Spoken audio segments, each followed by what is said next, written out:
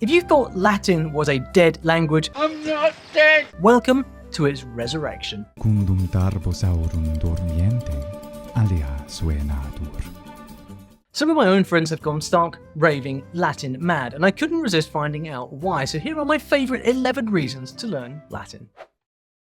You know, when people ask me why study Latin, my first response is arma virumque cano Troiae qui primus aboris Italiam fato profugus launiaque venit litora. Multi letteris iactatus et alto vi superum saevae memorem unonis obieram. That's why you study Latin. Right, there is no way that you're going to think this guy is slow. And in fact, I would think twice about questioning him on pretty much anything. See, if you can speak Latin, people automatically assume that you have a bit of a brain. Not that I know what that's like, which is pretty satisfying in certain conditions. Let me see if I can clear things up for you.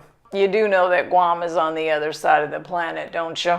Yeah, you know the type I mean. Blame it on the old school Latin lessons that were so hard and boring only the straight A students got it. But when we hear someone speak Latin, it leaves a certain impression, and it's not the same as hearing a person speak French, is it? It's just not the same, because everyone knows that a Latin speaker had to get there without the help of friends. Or so they think. Now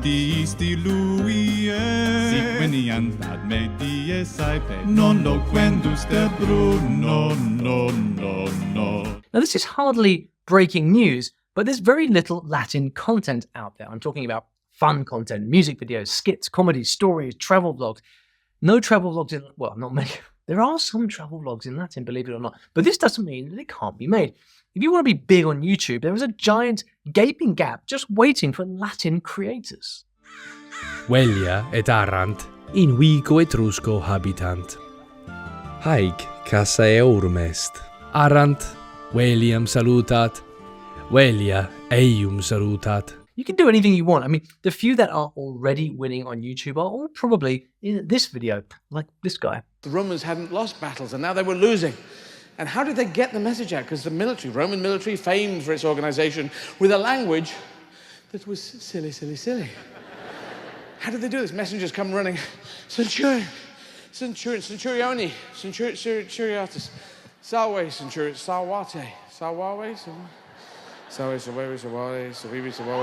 We're at the start of something really, really cool here, friends. My own Latin students are going to be looking for great content to devour pretty soon.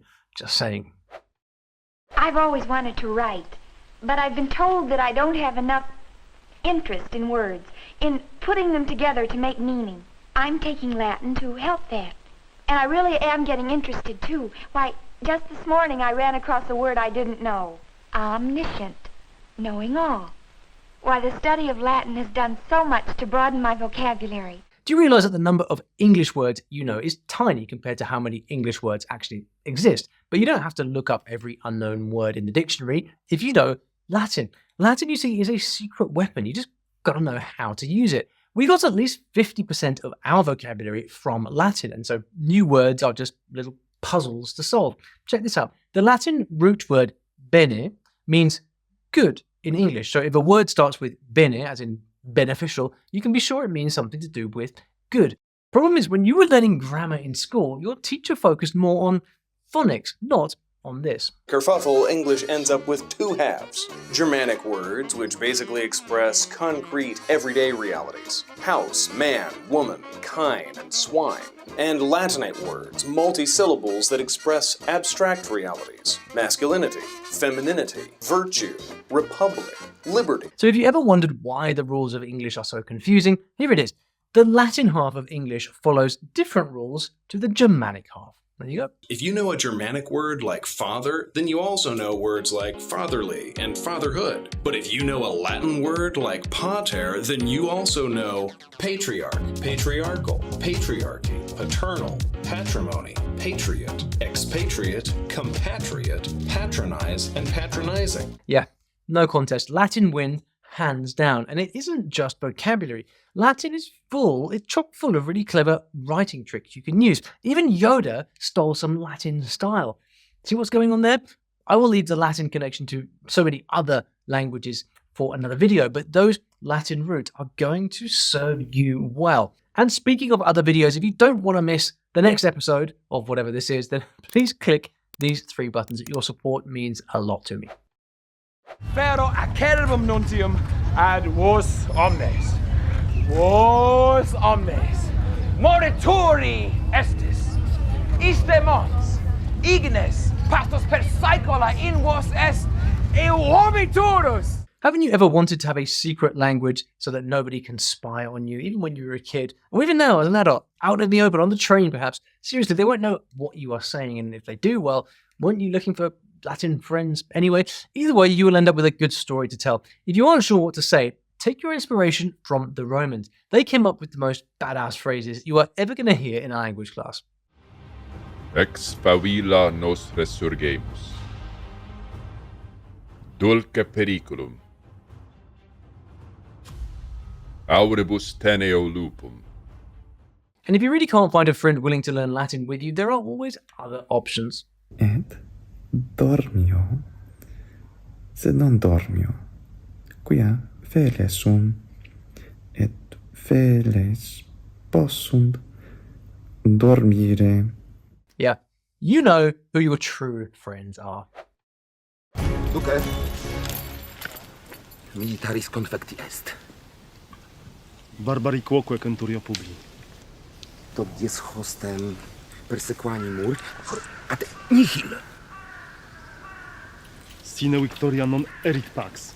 When Hollywood makes a movie set in Roman times, how do you suppose they get all of that Latin dialogue into the script? Someone's got to do that job, and it ain't going to be Mel Gibson. For the movie The Passion of the Christ, they hired a professor to translate all the Latin bits, a smart guy who spoke 9 languages. Unfortunately, it doesn't always go so well, and this is clearly because there aren't enough skilled Latin speakers in the Hollywood talent pool. Who knew? As for the actors, well, I'm going to put actor with real Latin skills right at the top of the list. You thought I was forgetting the list of Latin jobs, didn't you? Si quis quid de druidibus discere vult, oportet statim ad optimos fontes adire, ubi mores gallorum diligentissime describuntur. Isn't that the druid from Asterix? What's this guy saying? He's reading from a book that Julius Caesar wrote, not Asterix, the other one. Did you know that Caesar was a brilliant writer? He used to write very detailed descriptions of people who lived in his time, a lot of it from first-hand experience on his travels. And one group who got his attention were the Gauls, especially the Druids. They're the one who really impressed him. Eorumque decretis judici isque parent. Druides a bello abesse consuerunt, neque tributa una cum reliquis pendunt. Maybe he was just terrified of them. He wrote about them burning people alive. Apparently, Caesar also made a few outlandish claims, but you can read the book with your own eyes and decide for yourself. It's not complicated Latin either. Quite surprising, but good for us. Another kind of incredible Latin writing is the poetry. See, a guy called Virgil, you've probably heard of him, he was the best-known poet of his time, and most people, when they hear about this poetry, will grab a translated copy to read. But here's the problem. You can probably guess already. So much meaning gets lost in translation, especially in poetry, right? Think about it. There's no way any modern translator can understand Roman thinking. I mean, it's been a few years after all. You study Latin because it's a beautiful language, because the literature that's available to us in Latin is outstanding, because it gives you a glimpse into the world of people who thought about things very differently than we did. It's an exercise in learning to think differently about the world for ourselves. And by learning Latin, you can enjoy some of the most influential literature in the world in the original language. Can you imagine the satisfaction? But Latin stories are not just for advanced readers. Hic vir, qui in campo ambulat, pastor Iuli est. Pastor non solus est in campo, nam canis niger queo est, et centum oes, una ois nigra, et unde centum oes albae. I'll admit it, us Latin fanatics are on a bit of a mission here. We're trying to bring you better and better content so that Latin can be really fun for you to learn.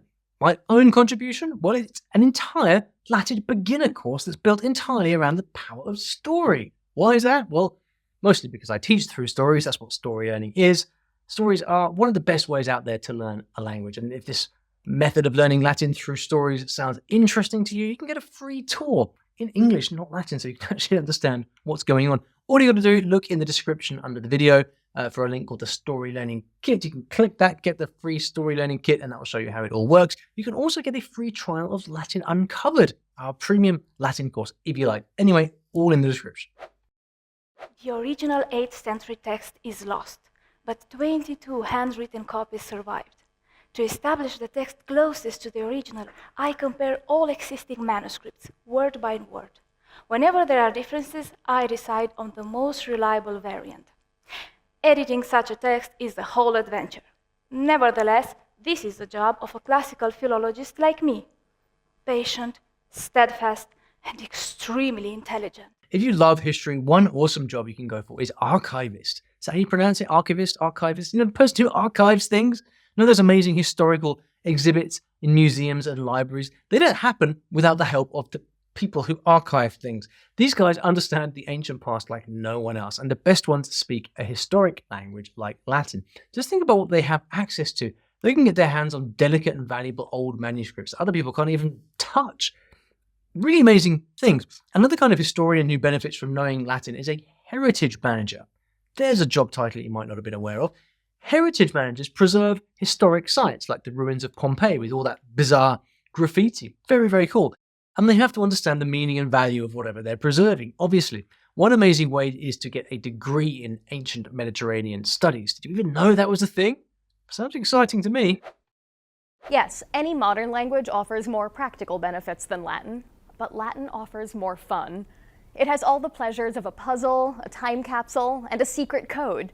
You say dead language, I say ghost hunting. Just because you haven't heard of the fun doesn't mean it is not out there. Many young people who love culture and history and drama are trying to discover what life was like for the Romans. And the most immersive way to experience this is to become one of them. Oh, Dio mortale. Plachetne tipi? Mellitissimos. I mean, anyone can visit Rome and look at the Colosseum, but if you want to really learn about the Romans, what's that thing that they say? Turres et palati altissima et aurata. Et ego sum, salvete. Et ea. Ego sum. Et marina. I found something quite cool that you can do once you have a bit of Latin mileage behind you. Students study the great works of antiquity, of a 400-year period. But there's an entire world of Latin. One day we're talking, one day we're translating on site, one day we're reading poetry and then trying to translate it into another type of Latin. Paris is just one beautiful city where it's possible to join a fascinating holistic Latin immersion experience. You can also do this in Rome or New York, and there's one in Rome for high school students. It's a 2-week program where you'll experience everything from medieval to Renaissance Latin. And if you want to share your passion for Latin, you can even host a short summer camp for kids. The website says, introducing children to the language and culture of the ancient Roman world. I mean, how cool. You first need to take a beginner course in Latin. We can help you there, and then contact the Institute to apply. And there you go. Strangely enough, Latin is also spectacular preparation for computer programming. Computer programming is in large part about managing different levels of abstraction all at the same time. I like this guy's thinking, and he's spot on. Latin sentences can be astonishingly complex and quickly teach you excellent order and structure. This giant pile of 8 subordinate clauses in between it, you know, and 2 of those subordinate clauses are subordinate to one of the other subordinate clauses. It turns out that that's what you do in computer programming. Seriously, Latin is like a little Roman army made out of Lego.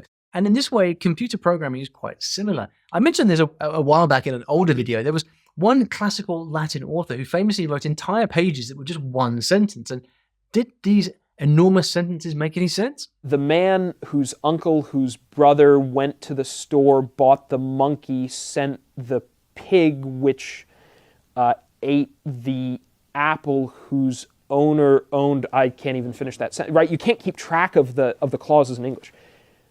In Latin, you can nest clauses 5 or 6 deep and the sentence will hold up. If you are a computer programmer, do you also speak Latin? If not, would you go for it? Let us know in the comments. In Latin, it's not uncommon for one word to be untranslatable without reference to every other word in the sentence. Latin trains you to conceptualize one thing in the context of many things, and to see the connections between all of them. Pretty amazing, huh? But it makes perfect sense now. Latin is the missing link that ties all the parts of English together, and for this very reason, learning Latin improves critical thinking. It's an ongoing practice in linguistic puzzle solving. noticing subtle meanings behind words. And when you do this regularly, it helps you to pay attention and become better at what they call high order thinking. But the brain training doesn't stop there. If you can decipher the secret code of Latin, you'll become a super sleuth puzzle solver in everything you tackle, not just languages. This is crazy, but neuroscientists have done a number of tests on seniors, and they're saying that learning Latin can even help prevent dementia. So yeah, this is exceptional brain training, guys. And the neuter starts with bellum, belly, bello, bellum, bella, plural, orum, is, is. Added bonus, good luck to anyone who tries to trick or confound you ever again.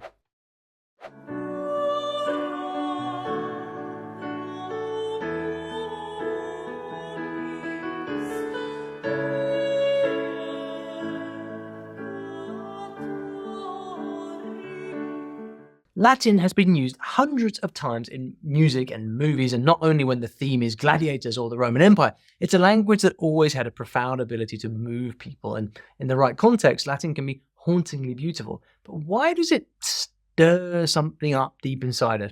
I think it's because Latin connects us to an ancient past. It's like watching a fire burn. There's just something primal and powerful about it.